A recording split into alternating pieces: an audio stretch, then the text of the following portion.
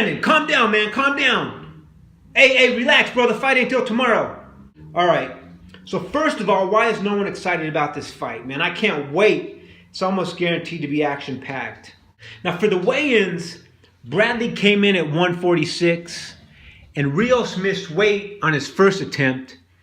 Came in at 147.2, but then he lost that extra 0.2 pounds within the hour.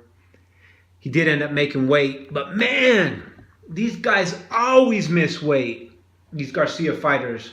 Isn't there a truck outside of Garcia's gym that sells tacos and burritos?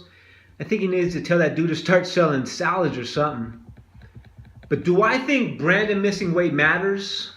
No. This guy always misses weight. He used to miss weight at 135, and he'll probably miss weight if he fights at 154. I don't think it even matters. But now for the actual fight. I think there is some major psychology going into this fight. Bradley's a very cool dude, but he always seems to have this chip on his shoulder.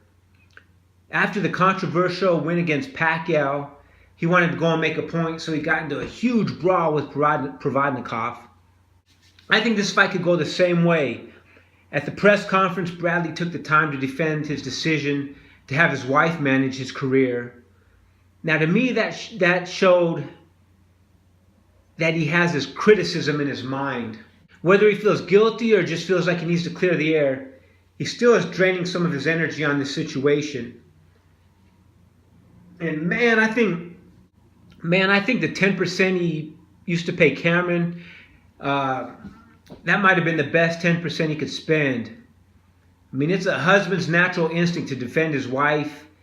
I mean, now if someone said something about Cameron, like, hey, you jelly donut eating, whatever, Bradley'd probably be like, nah, man, he's cool.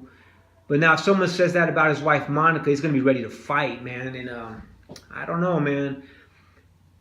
Man, and it's just like a woman can make a king out of a dude, or she can completely ruin his life, man. I mean, when I heard that his wife was going into the gym and giving out orders and telling trainers what to do, and man, I thought that would fall apart quickly. So, man, I've even had some friends. I used to have these two friends that they had this really successful business, and then one of the partners hooked up with the wrong girl, and man, she drove that business into the ground and quick.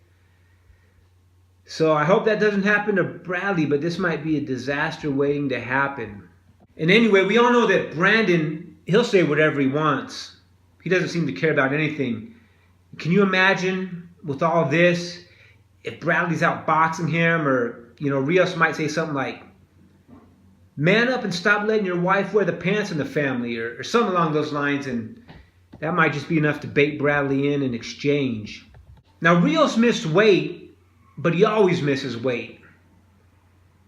Plus, there's some interesting stuff on the internet about him having a bad camp, or I read something like that, or something. But I mean, does that really matter? As long as he has some cardio, I mean, what does it matter? Do you really think Brandon follows a game plan? I mean, Garcia could come up with the perfect game plan, and it wouldn't matter. I mean, we all seen Brandon fight. Brandon's going to go in there, stand in the pocket, march forward, and try and land huge uppercuts all night. That's his plan. No matter what the opponent is, that's going to be his plan. So, man, I don't think the camp matters. I mean, just so he's in good shape, decent shape. He looked like he was in good shape. I'm convinced Brandon probably doesn't care about camps or training, man. The dude's just a fighter. I really believe this dude when he says he likes to get hit. A lot of boxers say that, but I really believe Brandon when he says that. Now, to me, this fight seems pretty obvious. Bradley, by far, is a more skilled boxer and can easily outpoint Rios. However, I think Rios is going to be able to bait him in. I'm a huge Bradley fan, but I think his chin might betray him tomorrow. I don't think he's going to get knocked out, but I'm pretty confident he's going to get wobbled and even knocked down a couple times. And so even if Bradley's outboxing Rios, a couple 10-8 rounds will even the playing field real quick. Now, with Bradley's lack of power and Brandon's granite chin, the fight will probably go the distance. I mean, Bradley can tee off on Brandon all night, and Rios only needs a couple shots to severely hurt Timothy.